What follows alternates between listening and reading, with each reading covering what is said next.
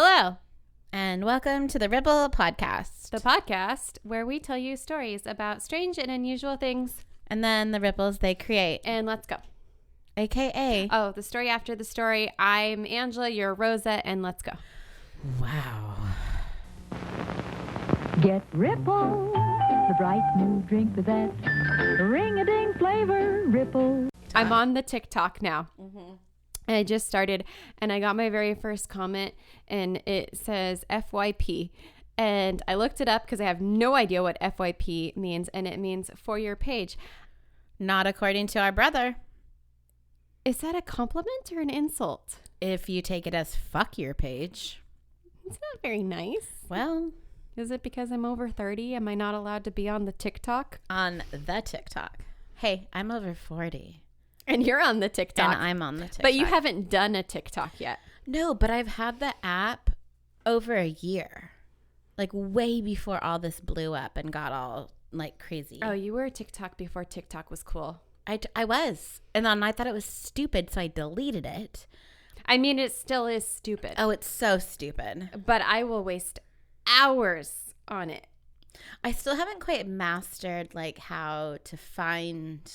Oh, I have no idea. People They tell me and- what I want to see. Yeah, they're fully like government following us, Absolutely. and the government knows that you love cows And horses. yeah. And all I see is little baby cows, little piglets. I see a lot of people trying to do some dance moves. Yeah, see? That's They know. what I want. They That's what listen makes to me you. happy. I mean, the number of times I say cows or cattle or calves in a day. Yeah, they know. They know.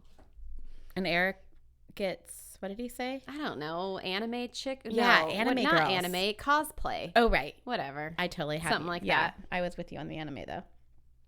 Yeah. Good old TikTok. Ticking and talking. Tic-tac? Tic-tacs. Tic-tacs. Tic-tacs. Okay, this is dumb. All right. So, stuff and things. We're going to do a little catch up on our book club, but we're going to do it on a bonus episode. Yeah, we're going to have our first like bonus episode. Our like, sideshow. our freak show. Oh, God. So for Mother's Day, Nick got me a bottle of wine called Freak Show. Oh, I think I've seen that before. And it has a really cool label. I like it. I always pick wine based on the labels. Oh, sorry about that. Yeah, can you not knock the Jack Daniels bottle into the microphone when you're taking a swig of it? I don't have a glass. And now I'm you just slammed it down on the table. That sounds really good. Drinking straight out of the bottle. I'll put it over here next to me. Okay, great. We're going to get sloppy tonight. Yeah, it's late. I know it is. We've been derailed. Quite a bit. Okay, so let's get right into it. Okay, we talked. We're going to tell a bonus episode for our book, The Subtle Art of Not Giving a Fuck.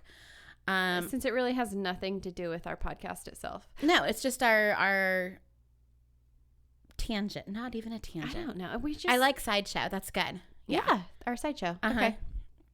But tonight we're talking about curses. Yes. And I'm first. You're first. Okay, I'm gonna get right into it. Okay. It's late. It is. I'm already a few shots into my Jack. Perfect. And I got to get through this before I start seeing double. So,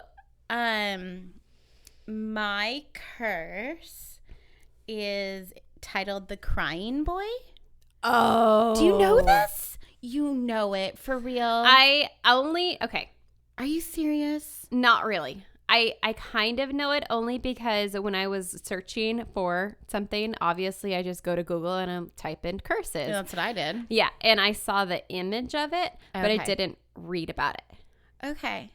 because I kind of knew what I wanted to do, and well, yeah. So, but Yeah, I didn't pick that, and I I had no clue when we pulled this topic. I was usually like I get some kind of a inclination of what I want to do, and this was like I had no direction at all.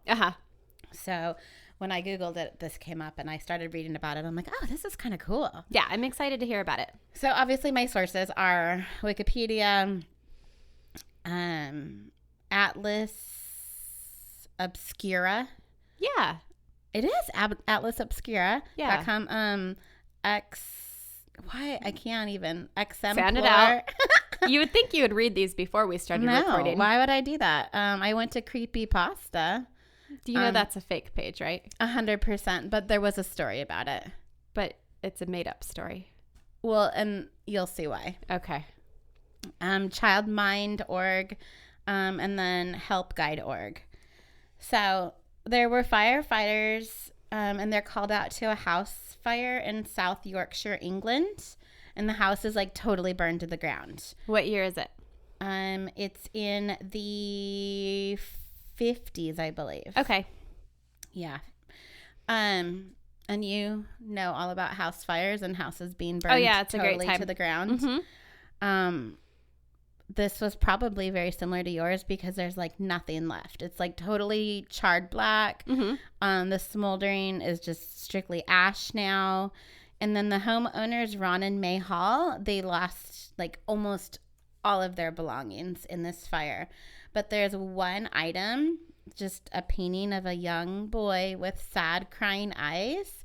His painting sits amongst the fiery remains. But was it their painting?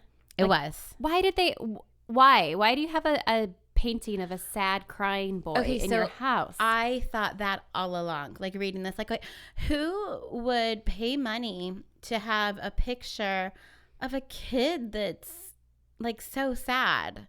Like, why would you have that? These weird pictures that were found are super trendy and like for whatever reason. Hey, remember like I'm turning it off. When you yell at me every time for having my phone go off at 8 and then again at 8:20, what's happening right now? But this is the first time my phone's ever gone off, and I was literally picking it up to turn it off, and it went off. I'm telling you about a super sad crying boy painting that burns down houses.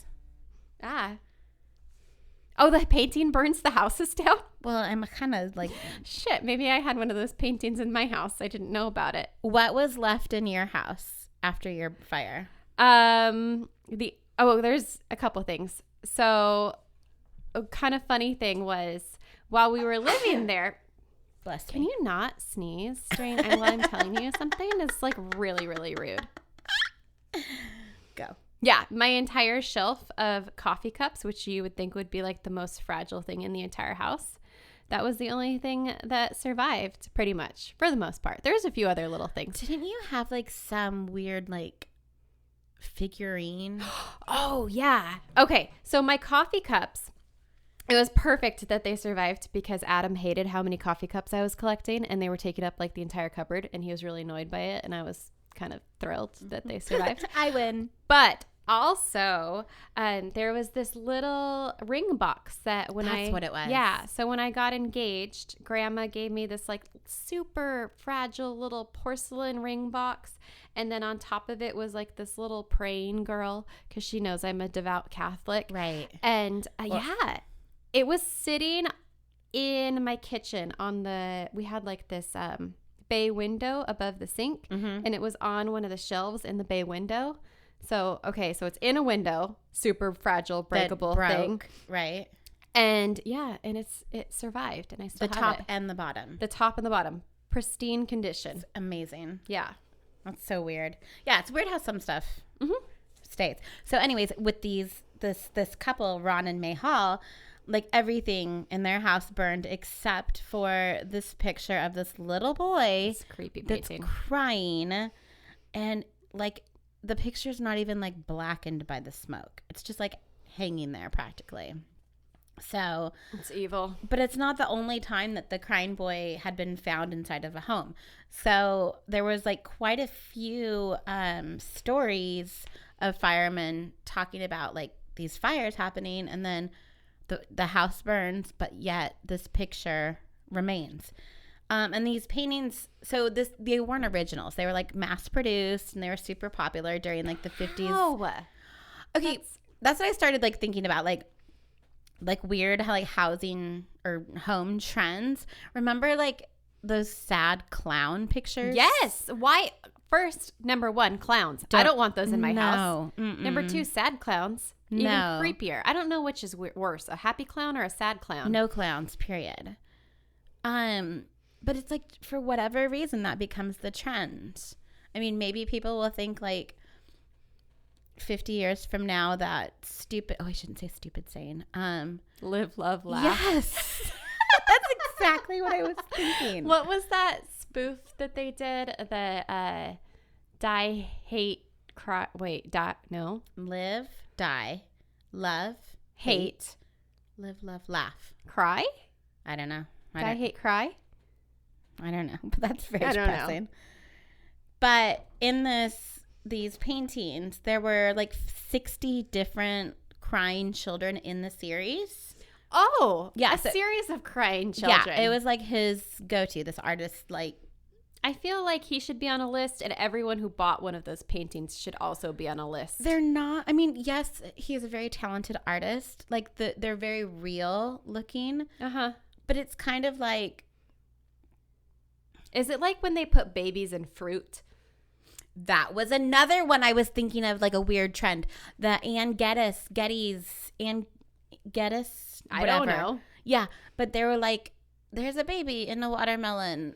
All covered in watermelon. Now it looks like a bumblebee. Yes, and they're all sleeping in blobs. Our Aunt Michelle was way into those. Yeah.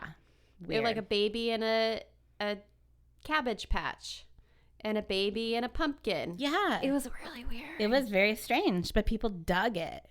They totally did. I guess that's like slightly cuter than a crying child, though. Oh, and the kids in these like paintings, they were always like super poor looking, homeless, dirty. good. They had ripped clothes, and they were always crying. How did they do these photo shoots? Did they just be like, oh, here, have a teddy bear, and then just grab it away from them? Pinch them. Well, they were really popular all over the world, so it wasn't just like a U.S. or a UK thing. In the UK alone, over 50,000 copies were sold of these paintings. The paintings themselves, they had the signature of Giovanni Bragolin, but for whatever reason, no one could find information about that guy. And Suspicious. right, red flag. What else is he doing? So he Kicking puppies. also went by the name of Selville, and they were just a couple of like the pseudonyms for the Spanish painter Bruno Amandio. And so that in itself, that the artist was hard to track down, kind of added to the strangeness and rumors of these stories. There was another artist, Anna Zinkskin. I'm sure you nailed it. I did. I totally sounded that one out. She also started like a similar series of crying children paintings, and they've also been regarded as equally cursed. But the little boy in the picture that's kind of the most popular, his name, according to a Catholic priest, was Don Bonillo, and there's a bunch of different theories about this little boy, but a bunch of different stories. So some people believe that he was a gypsy child whose family placed a curse on the artist for like painting him. Oh. Some claimed that the child had died in a fire and his spirit was trapped in the painting. Other people report that the artist took the boy under his wing because he was a little homeless boy. But then his studio and all his paintings were destroyed by a fire. Mm-hmm. So then the artist like kicked him out, and the little boy cursed him. And then the most popular story is that the boy had been living in Spain and he accidentally started a fire, and his parents had died in that fire. Oh. So from then on, wherever the boy went, fires would follow. I like the gypsy curse. That's the best one. That's the best one. Well, according to the Spain one, the town started calling him Diablo because of the fires that were constantly surrounding this little boy. It is kind of a badass nickname. Diablo? Mm-hmm. Diablo. So once the boy's parents were gone, because they had burned, They had burned. They were just so casually. in a fire. He was put in an orphanage and was said to have been cared for or abused by, depending on who you listen to, the painter. So then by the 1970s, the boy, who's now a young adult, he was killed in a car accident. Oh. And the car exploded, thus no. killing him by fire as well. Oh. So he was just all around cursed, is what they say. Even his crying image. Exactly. So now we're going to bump ahead to 1985. Okay. This is September 5th, and there's a British tabloid newspaper called The Sun, and they ran a story titled Blazing Curse of the Crying Boy Picture. And there was a local firefighter. He had claimed that there were undamaged copies of the painting, and they were frequently being found in almost perfect condition in over 15 houses across the UK. Wow. All of these fires had started, they said spontaneously, but it turns out there was actually real reason for them to start. I mean, spontaneous combustion, that's a whole It nother doesn't really episode. happen that frequently in house fires, but we could see. The firefighter was quoted in the article saying that he would never own this painting and hang it in his home. Well, I wouldn't either, regardless of whether or not It was cursed. But what did they do with all of them? You will see. Oh, okay. Sorry, jumping ahead. It's all right. When the Sun ran the article, they warned others that owned the same painting, and they encouraged the owners to get rid of their painting of the crying boy as soon as possible. Wait, who did this? The This tabloid? is the tabloid. Okay. Because if there was a fire chief telling you that, I would have a lot less faith in the fire department. They organized a mass bonfire of the paintings from the readers and that had sent theirs in. So they put in their article, hey, if you own a crying boy painting, send it in. You need to get rid of it. Your house is going to burn down. We're going to burn them all. We're going to have a giant bonfire. The fire department is going to be there supervising, and we're going to just get rid of this curse. All right. Sounds like a good time. So on Halloween in 1985, I thought so too, The Sun had the headline Crying Flame on the front page. I feel like they could have been a little bit more creative with that. Yeah, not so good on that Nah. one. The paper claimed that they broke the curse of the crying boy because of all the paintings that they were able to burn during their bonfire. The Sun, that was, always looking for a reliable source, they quoted a fire officer who was attending the bonfire, and he said, I think there will be many people who can breathe a little easier now. Well, not now. You just had a massive bonfire. There's probably a shit ton of smoke in the air. Well, and especially if it was plasticky, mass produced. But I see the pun he was going for. Oh, sure. It didn't go very well. Nah. So there's this guy, he's a writer and also a comedian, and he has a YouTube channel. His name is Stephen Punt, and he was, intrigued by this crying boy story, and he actually went out and interviewed people who had experienced the fires because of the curse. Mm-hmm. He had a radio show called Punt PI. I think it's a play on Magnum PI.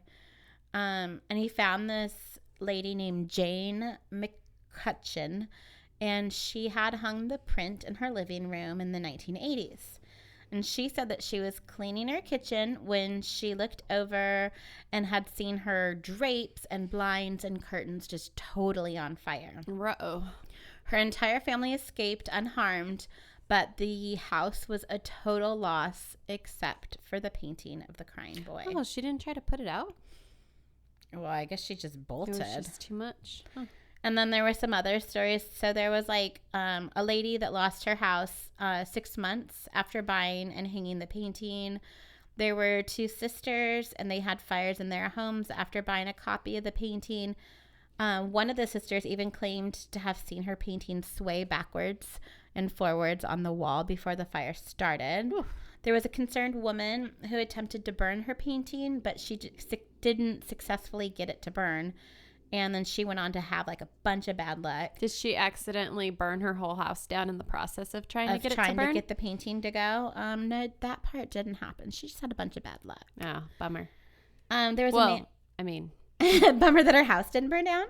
you know what I mean. There was a man who owned a print of the painting, and he lost his home, and his family were actually injured in that fire. And then there was a pizza parlor that was destroyed, including every painting on its walls except for the crying boy. Because nothing makes me want pizza more. Than a starving, crying child hanging on a wall. How guilty would you feel as you're eating your pizza when you have the starving orphan crying at you? Well, and a lot of those places have like the little change thing by the register, The like little change 25 thing? cents will feed me for a week. At pizza parlors? Oh yeah, I've seen it at pizza parlors. I guess I'm just oblivious to stuff like that sometimes. Yeah, you see them at grocery stores. Yeah, grocery stores, absolutely. Mm-hmm. Yeah. So during his own investigation, Clark also discovered that the painting was printed on compressed board, making it difficult to burn. So I'm thinking like a particle board, like a super compressed tight board. And that doesn't burn?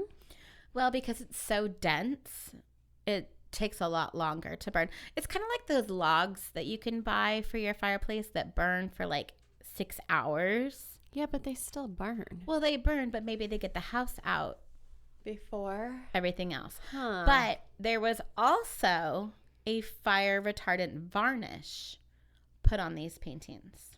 So you have those two things Interesting. together. But then on one of the websites I was looking at, people were writing in and talking about their own experiences, personal experiences with the crying boy. And one person writes, well, to not have the curse on your house, all you have to do is get a crying girl to keep him from doing any dangerous stuff. What? Because there's crying girl pictures as well. Those just weren't as popular? Apparently not. But the little crying boy needs a little crying girl friend. And those two will entertain each other and prevent him from doing bad things. So the solution to the curse of the creepy painting on your wall is to get another creepy painting for your wall? According to this person. Okay. And then I'm going to start my ripple. Okay. So on that same website, people were asking questions like, I have this painting, what should I do with it? Or this has happened to me, and should I burn it or should I give it away? I don't want the curse to go to someone else. Or there's other people just going hey, I've had this painting hanging in my house for the last 40 years and nothing has happened. You just make poor life decisions in your home decor. So this person goes, I recently received a crying boy framed print. Oh, someone does not like you. Since I have put it up in my house, a deep depression came upon me. I tried to take my life. My mental state of mind has not been the same. Oh, no. I do not believe in old wives' tales, but this is very weird. Could this print have something to do with it at all? And so the lady that is running this blog, she goes, I am very concerned for you. The painting has not caused you depression, but it does show a sad child. Take the painting down, give it to charity, then forget about it. Replace the painting with a beautiful, happy image, something that makes you feel good. Please make sure that you see a doctor or at least phone a friend. Perfect advice. I agree. Very sound advice. I like it. She says, we all have dark times, but there is always a light at the end of the tunnel. I am sending you my very best wishes, and I hope and pray you feel better very soon. So, this, again, I'm starting my ripple here. In these strange times that we're living in right now with, being at home and, places still being shut down, schools being closed, a lot of people are not getting out and seeing friends and are spending a lot of time on social media sites. And it said, I have a quote here. It says, at this time of social distancing and isolation, social media can be an invaluable tool for keeping you in touch with friends, loved ones, and the wider world. But be mindful of how it makes you feel. Because what we see on social media, 90% of the time, is not the truth or the whole truth. Of course not. It's been filtered. It's been 99%. We only, I've taken pictures before and I make sure that I edit the pile of laundry on the couch, or, we only show what we want to show. Right. So it does have its benefits. It is keeping us in contact with friends and family. We can get a lot of advice from even strangers that maybe don't know us and can give more of an honest opinion on something. But the ironic thing is that technology actually can separate us from humans more than bring us together. And it's right here. It says the virtual interaction on social media doesn't have the same psychological benefits as face-to-face contact. And it's just saying how you kind of get these endorphins when someone likes your post, or when you get followers, or when somebody types FYP on your TikTok. And it gets you super excited, and which is great. It's a great feeling, but it can become an obsession, and people are constantly looking at their phone or whatever to see, oh, it's been an hour. How many people have liked this? So it can actually increase depression and anxiety because humans need that face-to-face contact to be mentally healthy. And there's, silly things like not silly, but real things that are like cyberbullying and just the whole keyboard warriors. Oh, yeah. That people take to heart.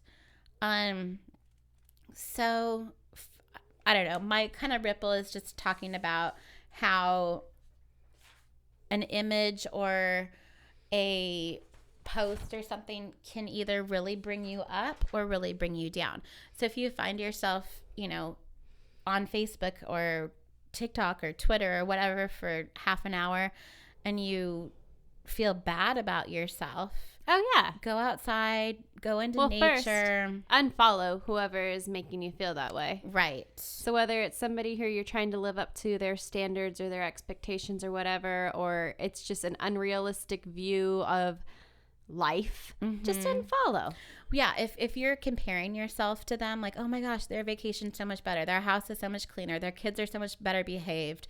If there's that constant comparison game and it's making you feel bad about yourself, delete, unfriend, unfollow. Yeah. Or you can even do, I know a lot of the apps now, like if it's somebody you know personally and you don't want to hide them. Yeah, you can just hide them and you can go check in every once in a while.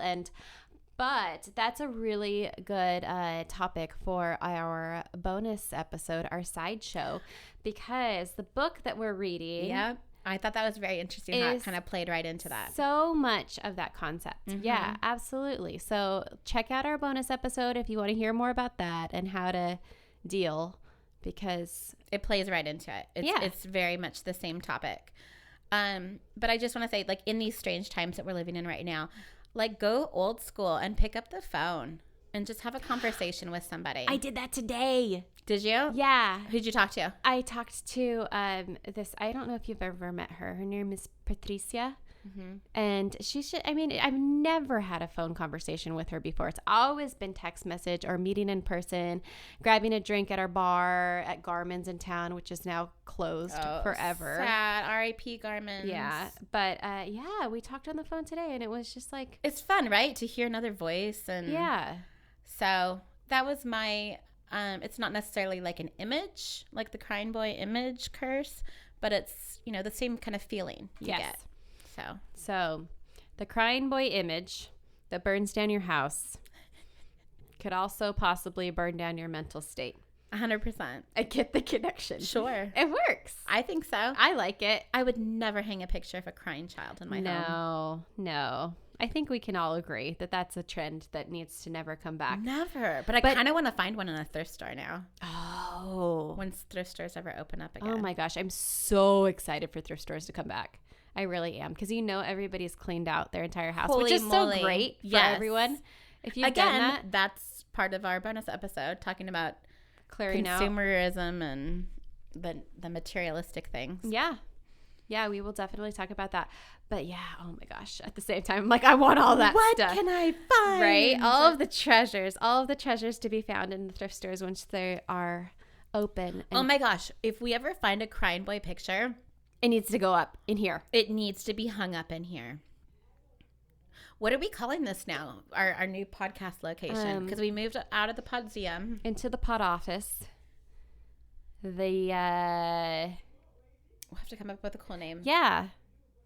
But I would feel really bad if it burned down. Oh, yeah, because Eric's already had one house fire. He doesn't need another. Okay, so maybe we could send it to a listener as a gift, and they can choose And what have their house burned down? They can choose what they do to it. That is a prize nobody wants. We'll just have to get a crying girl. To go with it, Yeah. so they can be friends. Yeah, because that breaks the curse. Perfect. Okay. Done. All right, tell me your story. Okay. So it's been a long time since we've had a signature drink to go along with our stories. Because I'm just drinking Jack Daniels out of the bottle. Quarantine is a thing that is preventing me from going to the store just to peruse and Sorry, I just dropped my phone. How much Jack Daniels have you had? Probably more than I should. And Sorry I just about that. bumped the microphone with my bottle. It's like it's our first episode all over again. Hey, nothing's really changed since the first one. This is what episode? This is episode 19. Oh my gosh. We've had 18 episodes. We are legal, right? We're legal, but we can't legally drink it. No, not yet. In our pod years. So I made. So what am I drinking? This is a cocktail. What the hell is this? Take a swig. Plastic bag in this drink. Adam made it for me, and he didn't want the ice to melt, so he put the ice in a plastic bag so it didn't melt into the drink. Looks but like it still kept it cold. Condoms floating in this drink. It's your condom cocktail. I don't want to drink your quarantine condom cocktail. Yuck. Okay. So what am I drinking? Sorry. It's called. Tell me what it is before I put it in my mouth. It's called the James Dean. Now drink it. Okay. Can you tell me what's in it? It is. Oh, wow. You are chugging it. Oh, am I not? Oh! I thought I was supposed to. Oh, I'm going to cry. Oh, you're not supposed to chug every drink that was given to you. That reminds me of. What am I drinking? Oh, it's a James Dean. I don't know what the hell that is. I was about to tell you. Okay. So, apparently this is what he liked to drink. It's a shot of tequila, half a shot of vodka. Why you would mix those two things, I don't know. And half a shot of vodka? Yeah, weird. And the vodka is supposed to be chili vodka, like a spicy, like not the like pepper. in a refrigerator chili. No. Like there's, I think it's Tabasco makes a vodka or something like that, like a chili infused vodka. Sure. Clearly I didn't have that, so I used chili powder and tahini. Uh-huh. I got that. And then it's lime juice. Uh-huh. And I think that's it. I mean, that sounds delicious. Oh, no, bitters. There's a couple dashes of bitters in there. Like, I'm not a real big fan of margaritas.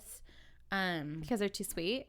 I don't know. Because this is like a margarita without the sweetness. But I love a jalapeno margarita. Oh, me too. I love it. I love a spicy margarita. Yeah. Mm-hmm. But margarita is probably one of the last things I would order off of like a drink menu. Yeah. It's a lot of sugar. I don't know. I don't know. Not into them. The sugar and the alcohol gives me a headache. Yeah. But yeah, this is the James Dean. All right. Mm-hmm. Well, thanks, James. So, my story is about James Dean and the little bastard. I keep drinking it. You keep drinking it, even though you're making that face every time. I like it. I think it's pretty good. I like it. It makes me like. I mean, it's kind of like feel things in my face that I haven't felt before. It burns a little. Uh-huh. But it's like that pain you just keep coming back for. Okay. James Dean and the James Little Bastard. Dean and the Little Bastard. Let me tell you my sources because I always forget. So I have B. Stride, Entertainment News, The Curse of the Little Bastard. Street Muscle Mag, Feature Cars, which is, again, The Curse of the Little Bastard. And The Hollywood Reporter. Okay? Okay. I don't know this curse. I'm going to tell you about this curse. Don't you worry. Okay. So, James Dean was born February 8th, 1931, and he died September 30th, 1955. Rest in peace. So he was 20. 4. Okay. Wow, that's young. Super young, right? Wow. Because when you look at pictures of him now, like he doesn't seem that young to me. No, not But at all. it was a different time. But It's obviously, the cigarettes. oh, maybe he did love his cigarettes. That's for sure. He was an American actor. He was most known for playing the teenage bad boy, and he kind of mastered that whole, like, you're leaning up against a wall and you're staring down at your feet, and then just like your eyeballs look up. He's got swagger. Yeah, he was a bad boy. So he was known for living dangerously in Rebel Without a Cause for that role, and he starred as the troubled teenager Jim Stark. The other two roles that defined his stardom were he was this loner Cal Trask in East of Eden. Oh. Did you watch that or read it? No, but it has Eden's name in it. Yeah, it's a Steinbeck book. I don't think I've ever seen a James Dean movie. I don't think I have either. I think I've only seen like clips of him and like movie posters. Right. And like every 50s diner, there's a picture. James Dean cut out somewhere. Yep. I've seen Marilyn Monroe movies. Yeah. Huh. Okay. Okay. And then also he was a surly ranch hand named Jet, Rink, and Giant, which I think is a super cool name. Giant? No, Jet. Oh. Giant's the name of the movie. Jet was his character's name. Fun fact. Okay. This is my brain, how it works. Uh-huh. But John Travolta Yeah. had a son named Jet that I think passed away maybe 5-6 years ago. Oh. I had no idea. Jet. And then also, when I worked at the nursery, Nopalito, the plant nursery, there was a customer that came in and he had a daughter named Jet. I like it. Different. Yeah. Anywho, much like his character, Jim Stark, James Dean himself had an addiction for adrenaline that was fulfilled by his side career in auto racing. Do you know about that? Mm-mm. Okay, so he purchased various vehicles after filming East of Eden. So that was like his big break, and he finally got this big paycheck. Okay. And he bought a Triumph Tiger T. Motorcycle? No, it's a car, I think. I don't know. A Triumph? It's not a, I thought that was a motorcycle. Sure. I don't know. I have no idea. These letters and numbers. A T, is it a T110? A T110? I act like I know what I'm talking about. I have and then no he clue. also bought a Porsche 356. He bought a Porsche? He bought a Porsche. Not a Porsche. We had this conversation before we started recording, and I had to ask my brother, who is involved in like that's his career. He's a car enthusiast, mechanic, auto race person, and I'm like, Eric, is it a Porsche or a Porsche? And he's like, if you say Porsche, I'm gonna punch you in the face. So it's Porsche. So it's a Porsche 356.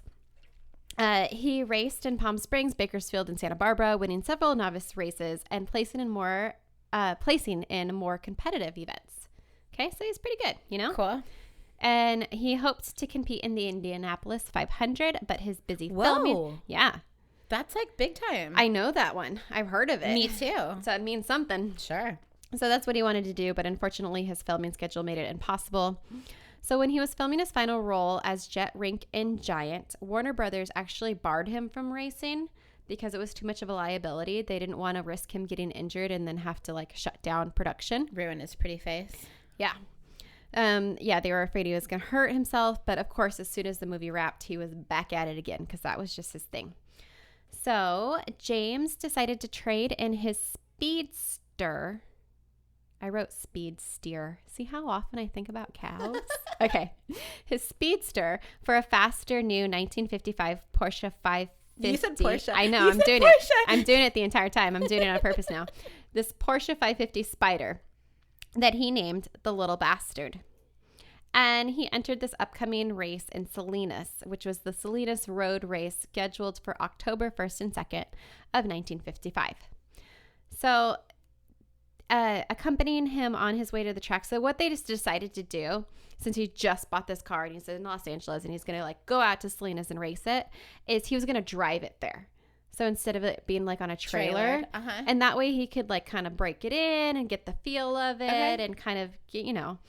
So and he likes to drive fast exactly. and fancy cars anyway. Yeah, and it's not like, I mean, it's not like he's missing out on his like XM radio or listening to podcasts or anything back then. So why not be Do in it. the Porsche? Just go for it. Porsche. The Porsche. So accompanying him on his way to the track on September 30th was stunt coordinator Bill Hickman, photographer Sanford Roth, and Rolf Wuchtenrich, who was a German mechanic from the Porsche factory who maintained the little bastard. So Dean drove the car from Los Angeles. At 3:30, he was pulled over. So he's driving along. He gets pulled over. And For driving too fast? Exactly. Uh-huh. Because, he wants to put it through its paces. Sure. So he got a ticket. And then on their road trip, they stop at this place called Blackwell's Corner on Route 466. And the whole caravan stops for drinks. And Dean has an apple and a Coke. Okay, so he's not drinking. Oh, okay. Uh-huh. Okay, but that was just like going to be like more drinks to it. But people, so he was being safe. Sure. Yeah, I guess. He ran into a couple racing friends who were also on their way to Selena's, and his friends warned him that there was an unusual amount of police patrol cars out right now, and he should be safe, keep it down, don't speed. As the group continued on their travels, they were on the U.S. Route 466, which is now, I guess, the South Route 46, but neither of those mean anything to me. So at approximately 5:45 p.m., a 1950 Ford Tudor driven by 23-year-old Cal Poly. Slow or Pomona? Cal Poly Slow. Okay, there it is. I went to Pomona. We're rivals. Okay. Student Donald Turnipspeed, unfortunate last name for this event, was passing through an intersection while turning left ahead of an oncoming Porsche. Dean, unable to stop in time, slammed into the passenger side of the Ford, resulting in Dean's car bouncing across the pavement and into the side of the highway. Okay. Yeah. So the 23-year-old Yes. was going too fast and... Well, that's something that's kind of debated. So this is the way that most people explain it. So the Cal Poly student is stopped, right? And he's perpendicular to Dean, who's T-boned him. Right. Uh-huh. So the way I imagine it, he's at a stop sign, he's looking both ways, and he sees this car, but it's far away, so I'm going to go ahead and turn. So the way they kind of rule it is that Dean was going so fast that it was kind of it in time. Right. Mm-hmm. So he imagine you're in a 45 zone and you see a car in the distance. You're like, oh, okay, I have plenty of time. I can pull out. When in reality, maybe that car is going 75, 65, and you just misjudge it. Uh-huh. So that's basically what happened. So they collide. They get in a car crash. The Porsche is just spinning out of control. It's going all over the place. The thing looks like it's, honestly, there's pictures all over the internet, and the car looks like unrecognizable. It looks like it's been melted. It's just, you can't even tell what it was. And the mechanic who was riding along with him was actually not wearing a seatbelt. So he was ejected from the car. Uh-huh. And thankfully he was, because he suffered minimal injury. James Dean, on the other hand, was like Squished. Killed on impact. Like, I think he had a broken neck. Is that how he died? That's how he died. I didn't even know that. When he was 24 years old.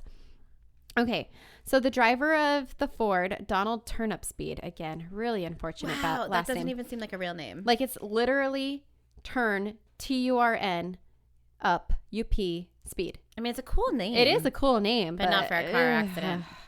Okay, so he actually exited his vehicle with minor injuries. The accident was witnessed by a number of passerbyers?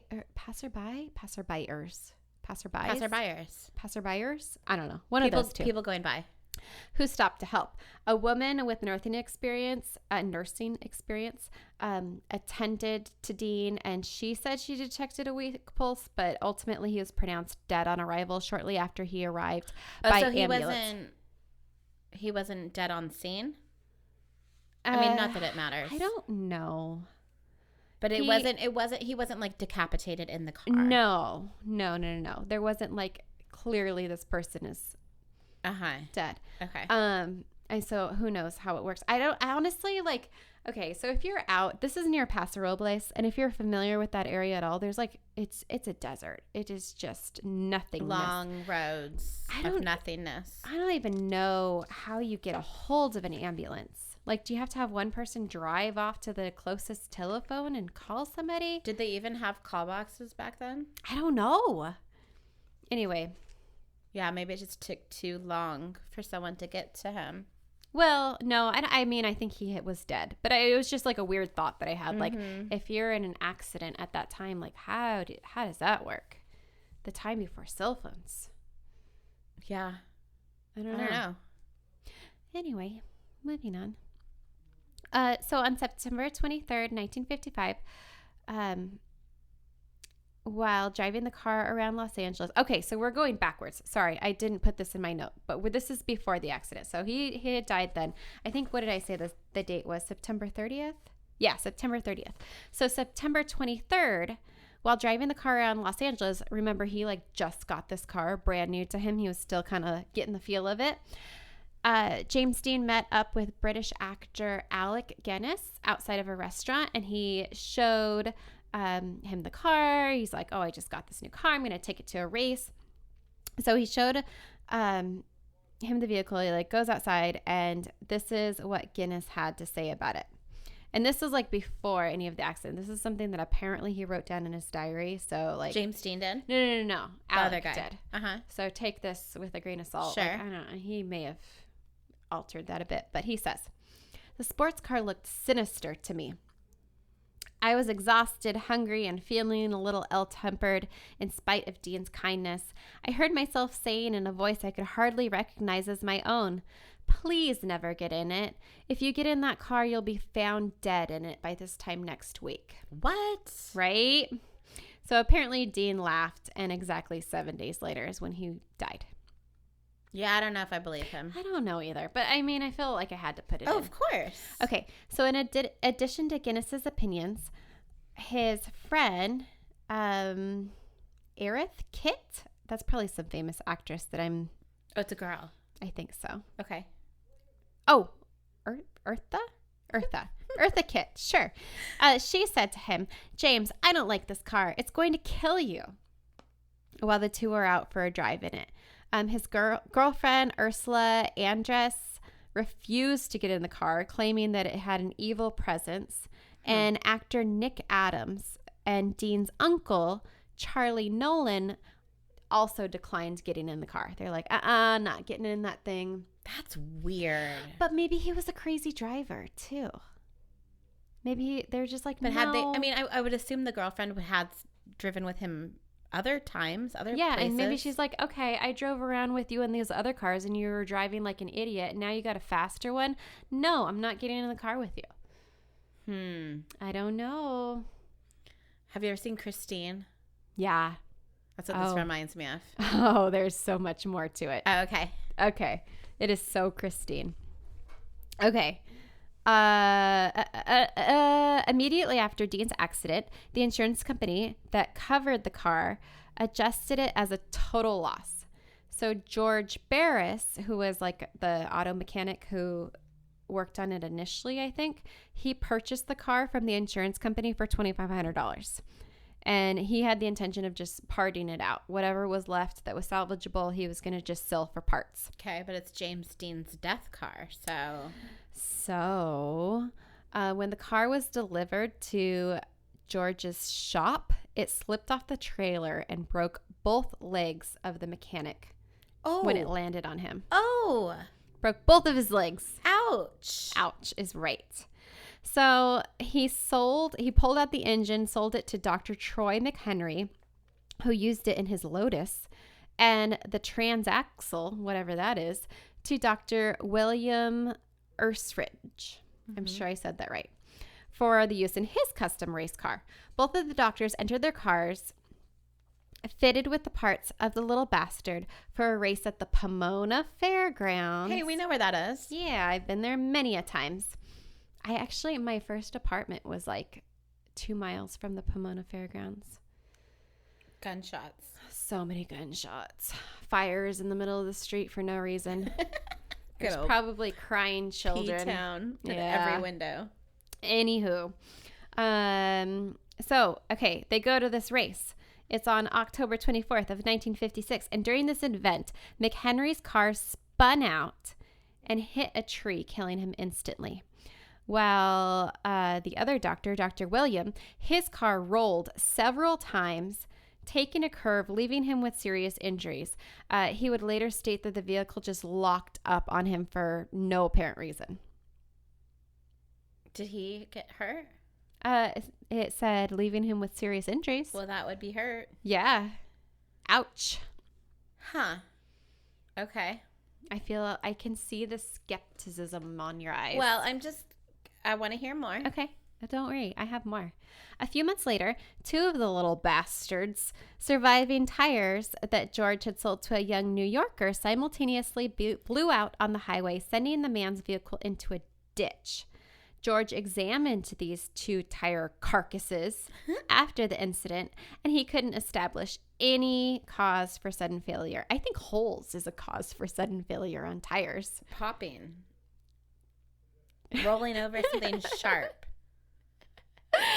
Yeah, I don't know about that. Okay, keep going. Okay, so next up. Soon after that, two instances occurred in which vandals were injured trying to steal parts off of the car. Don't steal parts. Karma is what got that one, not a car. Karma. Yeah, so they were trying to steal parts as it was stored in George's shop. The first involved a young man who was attempting to take the steering wheel, who received a gash on his arm down to the bone on a piece of the wrecked car's jagged metal. And the second one was seriously hurt after he was trying to steal the blood-stained driver's seat. Gross. Don't do that. Okay, wait. Don't do that. So these two assholes are trying to steal bloody James Dean car parts. Right. And they get hurt in doing so. Mm-hmm. Then do they go to the hospital and go, hey, I was trying to steal these car parts? That's a good question. It's a very good question. I'm kind of being a detective right now. Or maybe they were caught in the act. Oh, that would make a lot of sense. That would make way more sense than my guess. I don't know. It's a mystery. Okay. But let me tell you more about the cursed car. I need to hear more. Next up, in 1958, interest in Dean still remained high among teenagers. And at this point, George was like, I'm done with this cursed car. He probably took all the parts off of it that he could really get off of it. So he sold it to the California Highway Patrol. And they made buy it cars? Well, it's like, okay, so when you were in high school, did you ever have what was it called? The drunk car? Yeah, the drunk car. You know what I mean? The crash car. There's a name for it. We've had it at the fair. Oh. Well, yeah. It's the crash. So basically, it serves as a warning to not be a reckless driver or not be a drunk driver or whatever. Right. Don't speed. I imagine that would be the message with this car.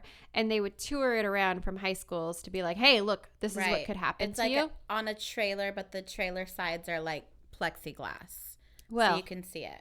They should have been plexiglass, because when they took this exhibit to these teenagers to warn them, the little bastard was on a flatbed, and the truck transporting it was involved in a serious accident that saw the driver ejected from the cab.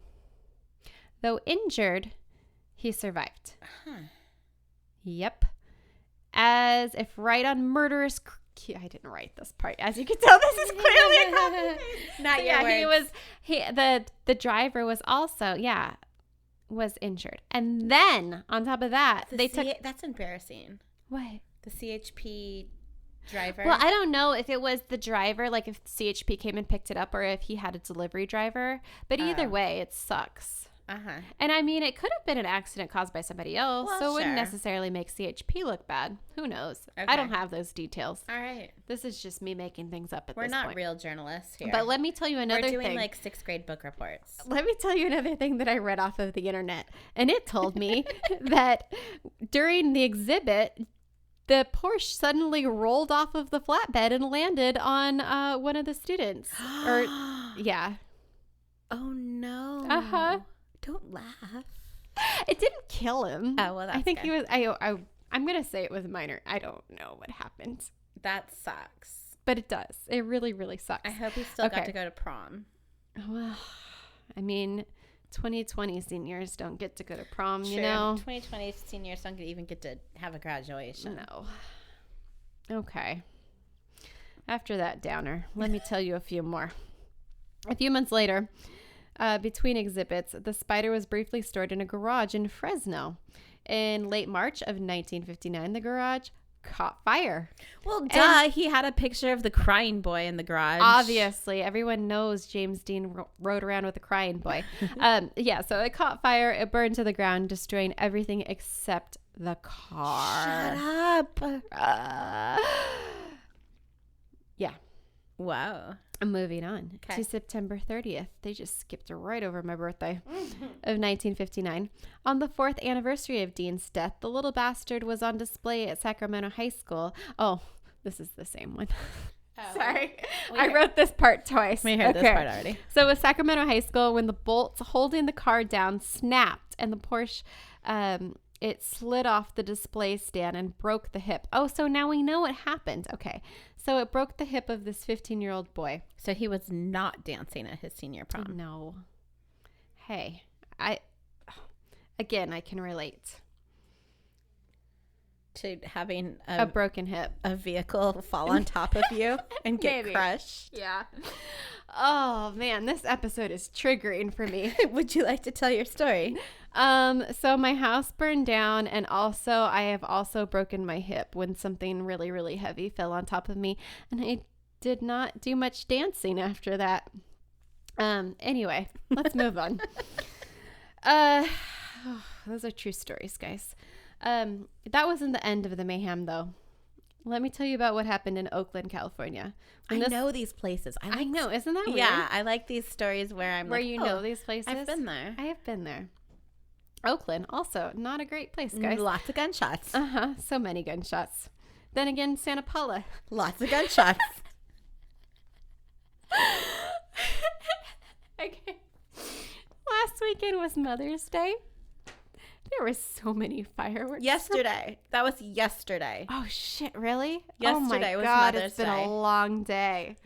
Yesterday was Mother's Day. There's lots of banging and popping. We weren't sure if they're gunshots or fireworks. Turns out they're fireworks. End of my story. Like, Happy Mother's Day. Boom, boom, boom, boom. That's Yeah, cool. my dogs hated it. No one set fireworks off for me. Sorry. It's all right. You're not my mom, though, so. It's okay. I got a bottle of Freak Show. There you go.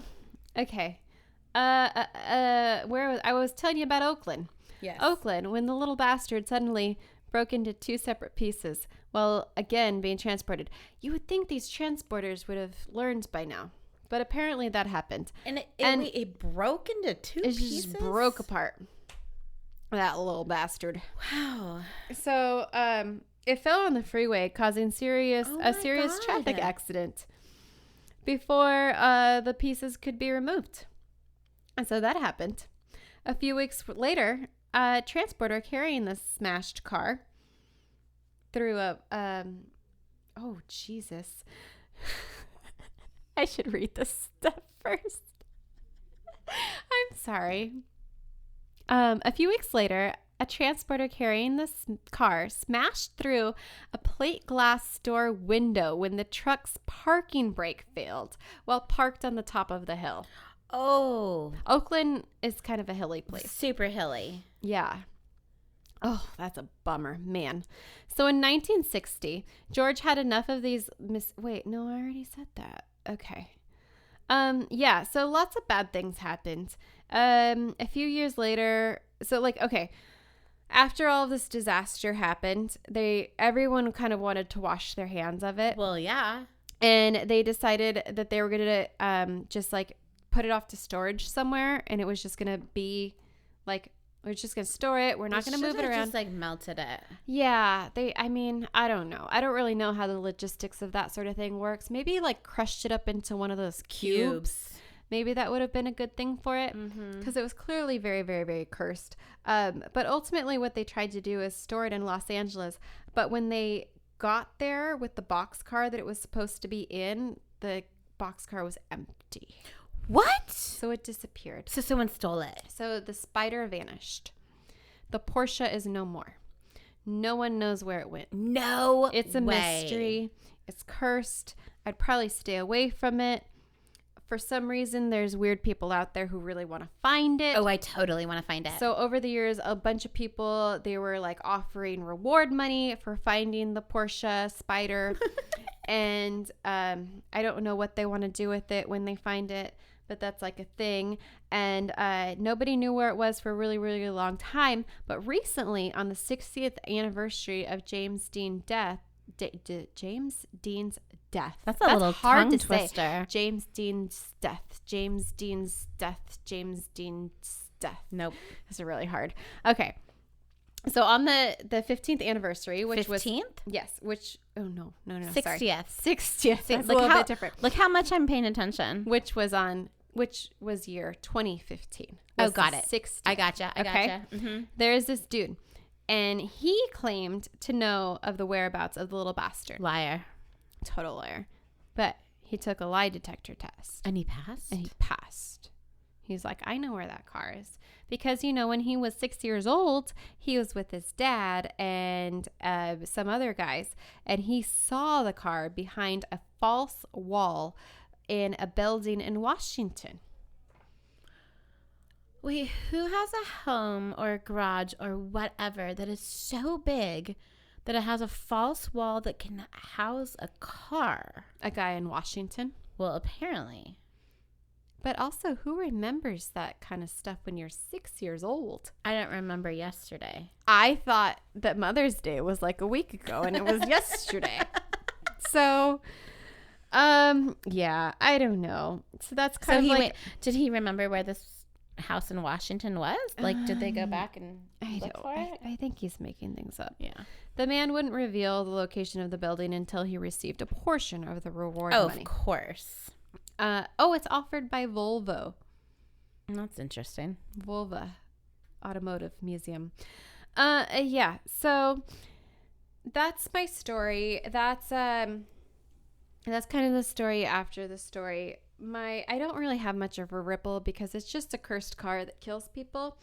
But one kind of weird thing it's always kind of creepy, like, and this has happened a few times in recent history, when an actor has died and the film that they were working on is released after their death. Uh-huh.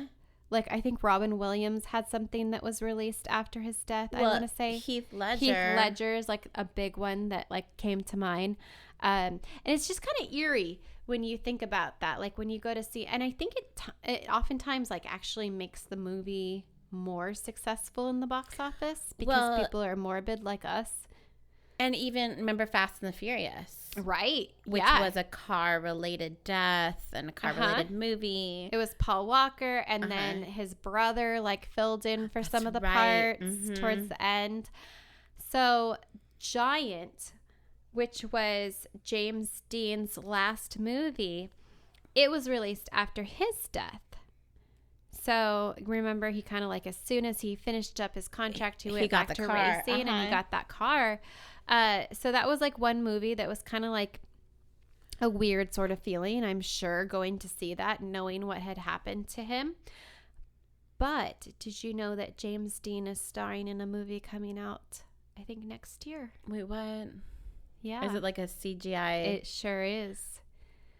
So Finding Jack is a movie directed by Anton Ernest and Tati, Golecki, I think that's how you say it, obtained the rights to use Dean's image from the late actor's family.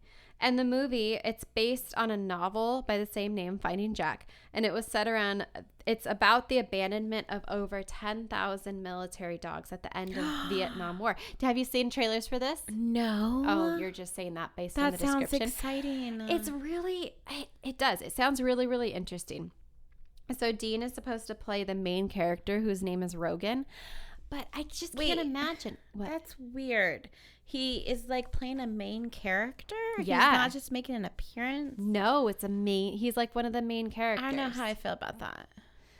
I know. It's like I don't Like, why? Like, we have so many fantastic actors. right? I don't know.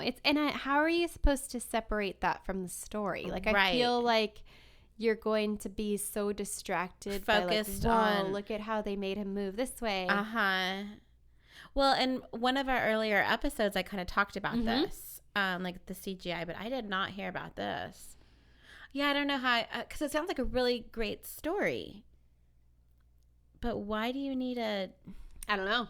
It'll be interesting. Because and it's like a full-length movie. yeah.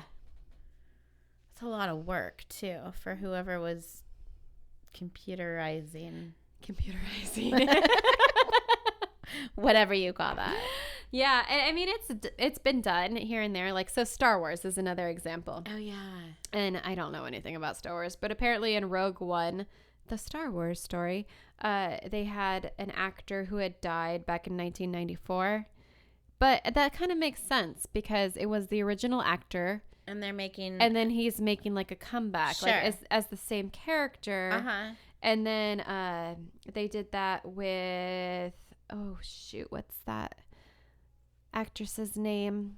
Carrie Fisher. Oh, sure. Uh-huh. Yeah, they did that because she But it was very minimal. It wasn't right. a lead role. And it was an actress who already had a name in that movie. Right. It wasn't like bringing somebody in who already has a huge name and then putting them in a movie that they've never been associated with. Right. It's like it's not even about him. Yeah. I don't know. Isn't it weird? Yeah. I'm intrigued for sure. Super. Yeah. Super, super intrigued. It'll be interesting. Yeah, so that's my ripple. That's my story. That's a car that killed a bunch of people. I want to go watch Christine again. That's such a good movie. I've never watched that movie. Oh, it's I've heard about it. It's a good one. I know the story. I mean, I love Stephen King anyways. Yeah. I like his movies. I like his books. Except Pet Sematary. Oh, I like it. Do you really? Oh, creeps me out. It's I don't- super and creepy. It's sad, and I don't want to. Yeah. Haven't we talked about the website, Does the Dog Die? No? What is that? Haven't we talked about that? I'm pretty sure we've talked about this on the podcast. I No? might have been really drunk. Okay.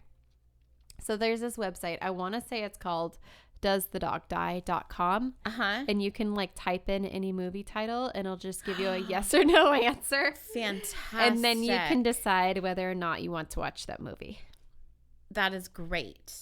I won't watch movies like, what's that Marley movie? Marley and Me. Yeah. I won't watch it. Why do you want to put yourself through No, that? I can't. No. No.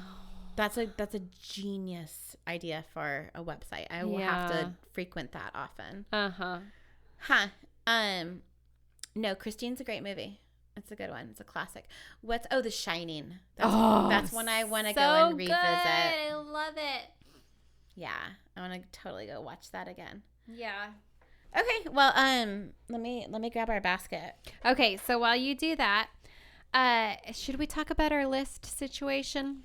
Oh yeah, go ahead and explain that. Okay. Nonsense.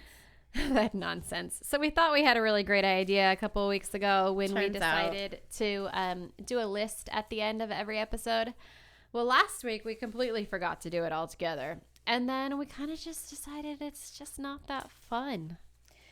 Yeah, and like, do you really care what my favorite ice cream is? Like, if I told you my top 5 favorite Not flavors? really. I care what mine is. I don't really Right. care what anybody else's is. So we're gonna focus on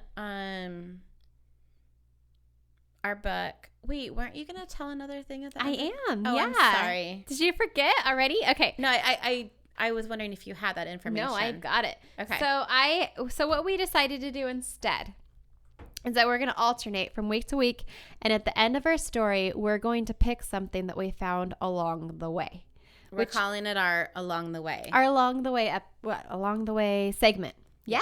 Yeah, segment. That sounds right. So like when we're researching our topic and we're like, you know, doing all the Googling and looking for something to talk about, we oftentimes find like weird side stories that aren't really enough to do a full episode on, or like little tidbits of stuff that we end up Why are you dancing? Those are my tidbits. Those are your tidbits. I'm showing you my tidbits. Yeah, so we find a little something, and we send it to each other. We talk about it, but we thought, why not bring it to the podcast and end on something a little bit more lighthearted? A little fun. Yeah. Okay, so you're going this week. You're going to show me your tidbits. I'm going to show you my itty bitty tidbits. So when I was searching for curses, one of the weird, creepy things that I kept coming across is like how to curse somebody. Okay. And like put a curse on them. Okay. And I thought, Please don't put a curse on me. Please don't put a curse on me. I thought it would be really funny. Like, oh, I'm going to read how to put a curse on somebody. So I opened up like the first website that described how to do it. And what they said to do was not funny at all. So like, and this is just one. And then I decided against it. But it was like, oh, so set your alarm to wake up at midnight and wake up.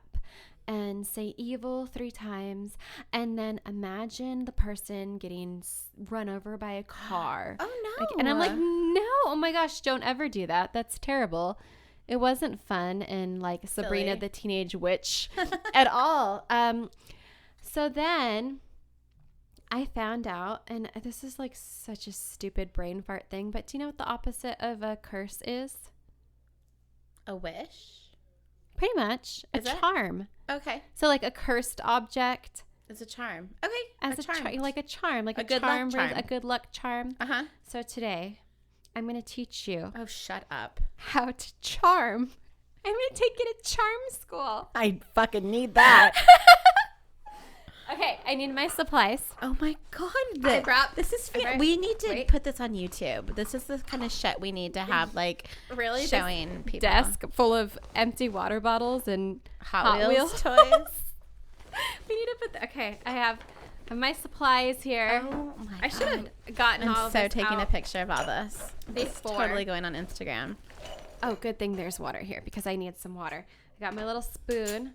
Okay, so what I have here, I'm going to tell you what you're going to need. Like make some heroin? My spoon and a lighter. Okay, so you will need, if you want to be charmed, you'll need a candle. Uh-huh. You'll need a small bowl with a little bit of water in it. Let me get the water for my little bowl. I'm so excited right now. This is the best thing. Okay, well, a little bit of smart Splash, water. splash. With somebody's backwash in it, I'm sure.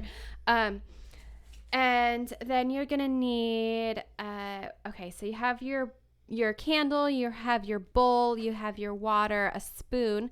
And then since we're in quarantine days and I don't have this one ingredient because I'm not going to go to the store to buy rose essence. Oh, my name is Rosa. Do you want me to just stick my finger in it? That's exactly what I was going to say. We have the same brain. So what I was going to say is I don't have a rose, but I have a Rosa. So waft some of your essence over here. Get in that bowl. I think I put deodorant on today. Give me your essence. There it is. Take it. All right. And then you either have an object that you want to charm or an object representing what you want to charm. So I'm going to take my cell phone, and my cell phone is going to represent all of our beautiful, wonderful podcast listeners. Oh, that's really nice. We're going to charm them. All 3 of them. Do it for us.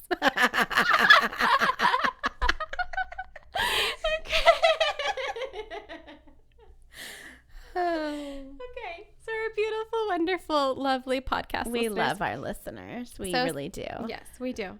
So step 1 is we're going to think and say some positive things about our subjects. Okay? Do we say those out loud? Yes. I mean, it is a podcast. If it were just silence, I think we would be down to 2 listeners. Just you and me and me and you.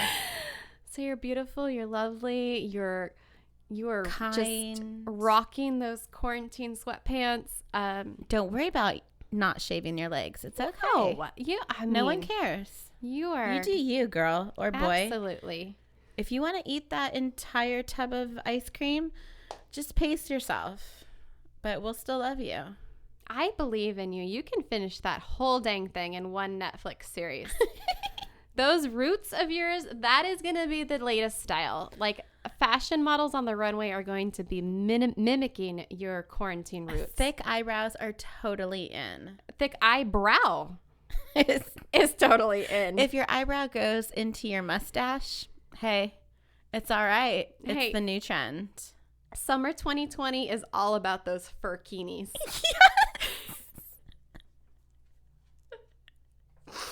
Okay. All Okay. So we got the Rosa essence added to the water, and I'm gonna take my little spoon. I'm gonna stir it on up. I'm gonna light my candle here. Soothing eucalyptus. Oh yeah, that's my favorite scent actually. Mine, mint and eucalyptus are mine Me too. Look at related. us. We're like the same person. Okay, candle lit, and now I'm gonna take a little spoonful. I need your hand. Okay. And you're going to take a little spoonful in your hand. Okay. And we're going to rub our hands together. Mm-hmm. And now we're going to set the intentions for our charmed subject. So what we want them to feel, what we want them to think, what we want them to do to live a charmed life. Okay. So I want them, when they listen to the Ripple podcast, to feel like they just got out of a long soak in the bathtub. Nice bubble bath. So relaxed, washed of cares. And your anxiety is melted away. that'd be Every time you fantastic. turn on and listen to our beautiful voices, You think of the good, not the bad. you feel like you just came home to a new puppy. And a oven with fresh baked chocolate chip cookies. Oh, I was going to say, you feel like you went to Trader Joe's and they weren't sold out of chocolate covered peanut butter filled pretzels. And there was no line. Oh, and you didn't have to wear a mask. That's the feeling we want to give you. And that's what you're going to feel Yes. every time you listen to the Ripple podcast. And you're going to love it so much that you're going to want to share this wonderful feeling with your all of friends. your friends and family. And you're Hashtag going to share. want to, what is it? How do they say it? Subscribe. Rate, Review. review, subscribe, Tell a friend. friends to listen.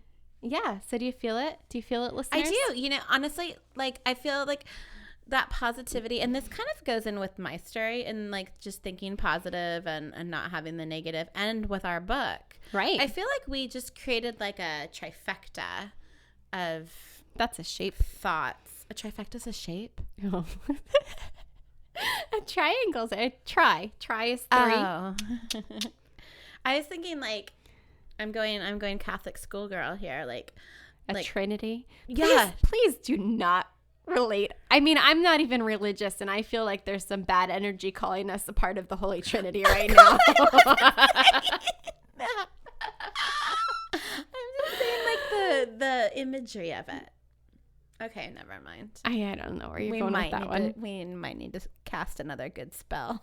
So yeah, That was cool. I like it.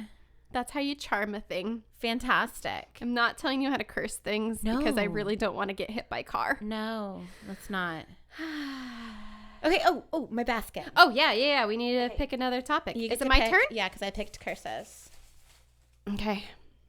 Ooh, it's a long one. Uh-oh. I've been wanting to do this one for so long. Shut. It's a printed one. This is one of the OGs. This is an old one. What is it? Cults. Oh, no. Oh no. It's going to get dark. Maybe. Okay. Who knows? Well, if I do it, it's going to get dark. There might be a cult about Puppies? puppies and sunshine. And Chocolate chip freshly cookies? baked chocolate chip cookies. Let me put that in the done pile. Oh, okay. Ooh, that candle smells good.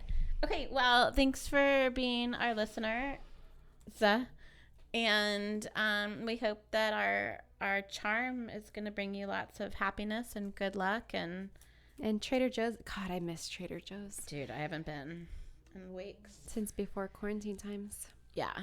Okay. So until next week, don't forget to be a fountain. And not a drain. We love you. Bye-bye. Bye.